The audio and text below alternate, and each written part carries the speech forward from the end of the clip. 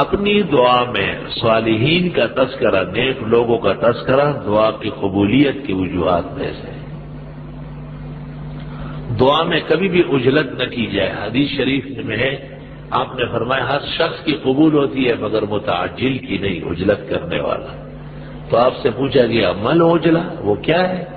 آپ نے فرمایا وہ کہتے ہیں دعوت فلم یستجب لی، میں نے دعا مانگی میری قبول ہی نہیں ہوتی، یہ مستعجل ہے، اس کی دعا اللہ کبھی قبول نہیں فرمائے گا۔ امام غزالی نے احیاء علوم الدین میں لکھا ہے کہ جو لوگ دعاؤں سے مایوس ہوتے ہیں وہ دنیا سے کافر گزرتے ہیں، آخر وقت میں ایمان سلب ہو جاتا ہے، خاتمہ برباد ہو جاتا ہے۔ شان ورشاہ نے لکھا ہے دعاؤں کا منکر مرتد زندگی بن کے دنیا سے گزر جاتا ہے۔ دعاؤں پر بڑا راج و ناز کرنا ہے، بہت تسلی تشف، خوب دعائیں مانگو، خوب دعائیں مانگو، ہر وقت زبان تر رکھو، دعاؤں سے پورا متوجہ رہو، اور زیادہ اذکار و تسبیحات کی حاجت ہی نہیں ہے، بس دعا